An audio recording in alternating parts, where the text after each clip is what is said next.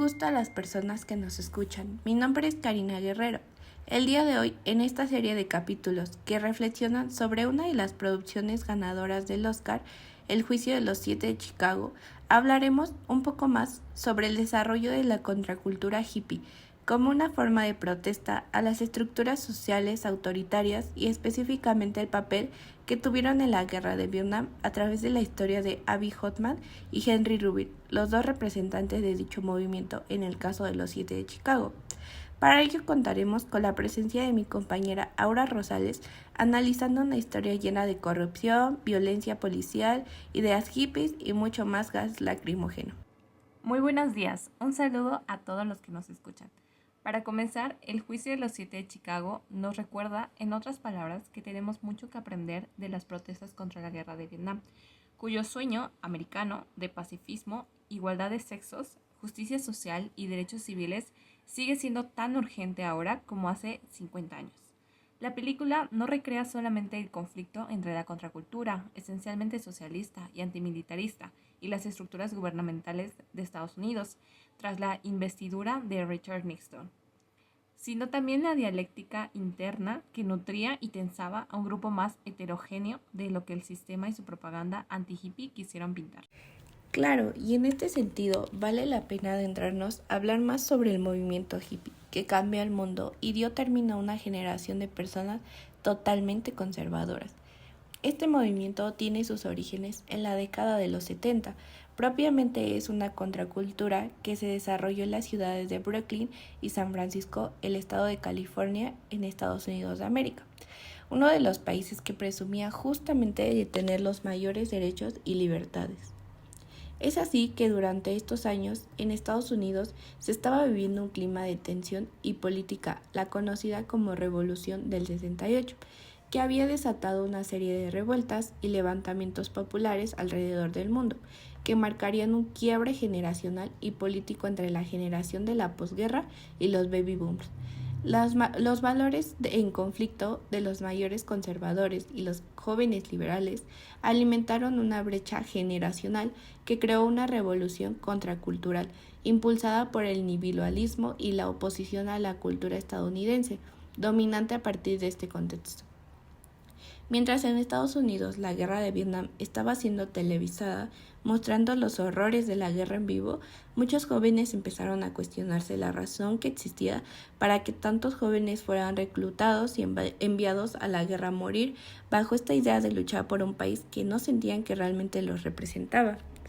Así inició una tendencia de ir en contra de un sistema autoritario totalmente controlador en relación a la dinámica de vida. Las principales características de este movimiento se enmarcaron en la libertad del individuo, el amor colectivo, el pacifismo y el anti-autoritarismo. Acciones como el consumo de sustancias alucinógenas y depresoras como el ácido lisérgico, los hongos, la marihuana y los opioides fueron considerados como actos de rebeldía y liberación. Asimismo, la libertad sexual y el poliamor buscaban romper con el paradigma social de las relaciones monógamas y heterosexuales. Promovieron la libertad sexual, la aceptación de la diversidad sexual y la igualdad de género, mucho antes de que estos temas fueran ampliamente aceptados en la sociedad. La idea de amor libre y la liberación sexual fueron parte integral de su filosofía, lo cual chocaba frontalmente con las normas conservadoras y represivas de la época. La vestimenta y aspecto estético también tuvieron un trascendental papel dentro de dicho movimiento, pues su rechazo a la estructura normalizada de la sociedad y al trabajo formal fue manifestado a través de un aspecto de largas melenas y vello, tanto en mujeres como en hombres, así como en la marginalidad de sus vestimentas. Pero sin duda una de las posiciones del movimiento hippie que más impacto social tuvo fue su contundente rechazo a la guerra de Vietnam, una guerra que para la sociedad no tenía ningún tipo de resultado y que solo derramaba la sangre de sus amigos y demás que eran enviados de manera abrumadora a combatir esta guerra. De ahí su célebre lema y el símbolo de amor y paz, o haz el amor, no la guerra. Bajo estas banderas, una gran cantidad de jóvenes se manifestaron y movilizaron contra el discurso y prácticas bélicas sostenidas por Estados Unidos de América, contra el comunismo y contra toda actividad social y política considerada cercana en el contexto de la Guerra Fría. En resumen, el movimiento hippie se convirtió en una forma de resistencia y protesta contra las normas sociales establecidas en varios aspectos, desde su postura pacifista y antimilitarista hasta su lucha por la libertad sexual y la igualdad de género, así como su rechazo al consumismo y el materialismo. Los hippies desafiaron los valores y las convenciones sociales vigentes, buscando construir una sociedad más justa, libre y equitativa. Ahora, concretamente sobre la película, Abbie Hoffman surgió como un líder provocador de la contracultura en la década de 1960. Organizó manifestaciones carnavalescas en un intento de obligar a la nación a reconocer sus defectos.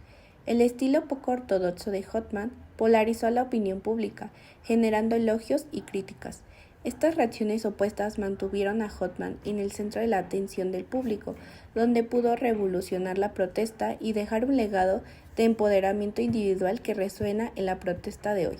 Nacido el 30 de noviembre de 1936 en Massachusetts, Abbie Hoffman fue siempre un alborotador, que buscaba luchar contra maestros con los que no estaba de acuerdo. Fue un activista durante muchos años, pero no fue hasta que asistió a UC Berkeley que experimentó su primera protesta real de estudiantes contra el Comité de Actividades No Estadounidenses de la Cámara. Gracias a esto, Hoffman se dio cuenta de su ardiente deseo de crear un cambio y lo haría liderando numerosas protestas en el futuro. Según Hoffman, la única forma de apoyar una revolución es hacer la suya propia. A diferencia de los líderes anteriores que buscaban lograr un objetivo específico, Hoffman buscaba capacitar a las personas para que persiguieran sus propios objetivos. El 24 de agosto de 1967, Abbie Hoffman condujo a un grupo de hippies a la Bolsa de Nueva York desde la galería de visitantes. Arrojaron puñados de billetes de $1 sobre el piso, causando un alboroto, mientras los comerciantes se apresuraron a tomar el dinero. El truco tenía como objetivo iluminar al público en el Wall Street, al mismo tiempo llamar la atención sobre la moral cuestionable del capitalismo. Muchos lo consideraron una broma disruptiva e inmadura, que no era más que para llamar la atención. Sin embargo, el truco se convirtió en noticia nacional y fue el primer encuentro de Hoffman con la atención generalizada de los medios. De tal forma que Hoffman descubrió que los medios podían ser manipulados para transmitir sus acciones e ideas. Se aseguró de que esa llamarada inicial de atención mediática encendiera un fuego de interés a nivel nacional. 2 meses después, 100,000 personas marcharon hacia el Pentágono en protesta por la guerra de Vietnam. Abbie Hoffman reclutó a cientos de manifestantes. Durante el evento, los jóvenes manifestantes colocaron flores dentro de las armas de la policía cercana. Acciones que enfurecieron a muchos que sentían que Hoffman y sus partidarios perturbaban el esfuerzo bélico y no tenían respeto por las Fuerzas Armadas. Para la víspera de Año Nuevo de 1967, Hoffman y sus compañeros radicales crearon un grupo de activistas juveniles llamado los Hippies. Con los Hippies, Hoffman sintetizó la ideología pacifista de la izquierda políticamente impulsada con los valores contraculturales de los hippies. Al unir estos dos movimientos, impulsó aún más a los jóvenes de la contracultura hacia el activismo político.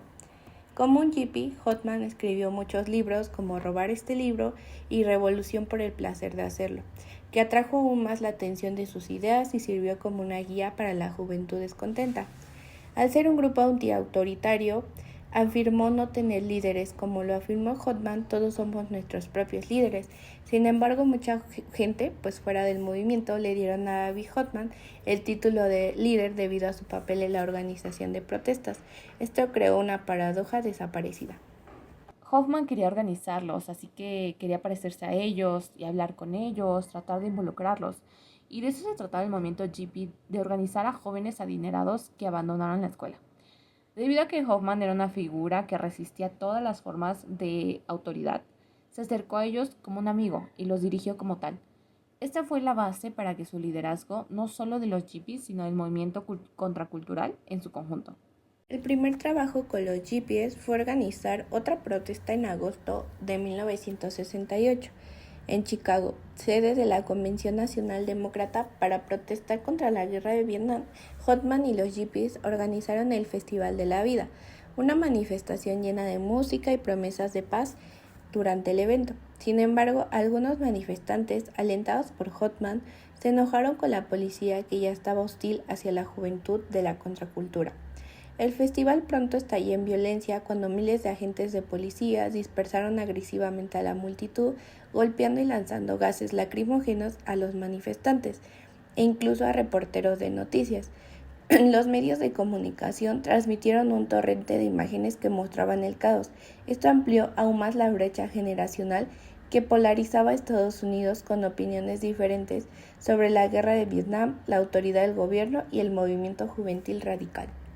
Tras la elección de Richard Nixon como presidente, después de hacer atractivas promesas de ley y orden en medio de tal caos y trayendo consigo un sistema mucho más conservador y autoritario, Hoffman fue visto como el principal culpable de los disturbios debido a su historial de alteración pública.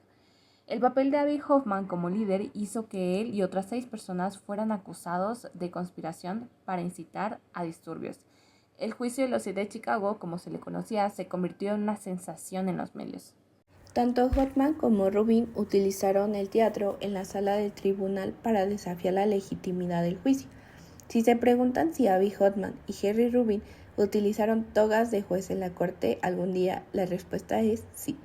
Cuando se trata del comportamiento de Hoffman, nunca dejó pasar la oportunidad de burlarse de lo que consideraba una autoridad injusta. You have contempt for government.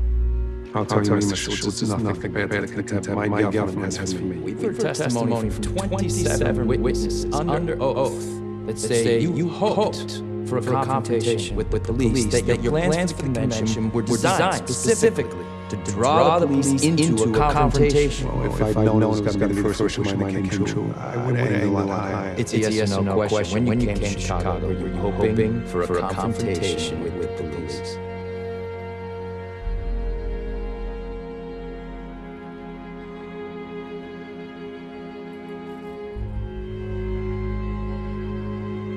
I'm concerned you have to think about it. Give me a moment with your friend. I've never been on trial of my thoughts before.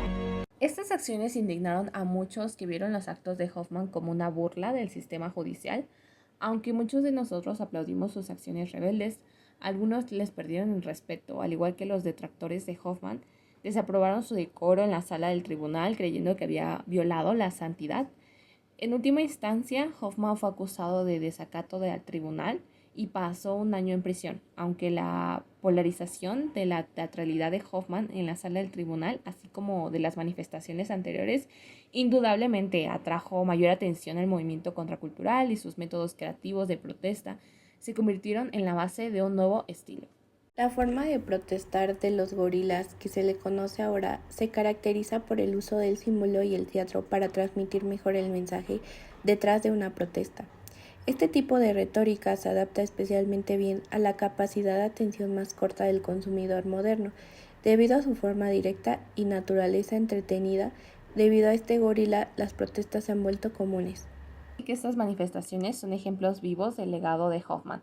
Todas ellas presentan métodos de protesta que él instituyó y que enfatizan seguimiento de los medios de entretenimiento, así como el empoderamiento de los individuos. La filosofía de Hoffman sobre el empoderamiento individual giraba en torno a motivar a otros a crear cambios para lograr esto. Dijo que la clave es organizar a las personas en torno a lo que pueden hacer y lo que es más importante, lo que quieren hacer. Esta filosofía sentó las bases del liderazgo de Hoffman y allanó el camino para los métodos modernos de expresionismo. La postura confrontativa de Abbie Hoffman radicalizó a la juventud de los años 60. Los jóvenes ciudadanos, ya fueran atraídos por las manifestaciones carnavalescas o influenciados por los valores que defendía, comenzaron a practicar en la crítica de la sociedad estadounidense.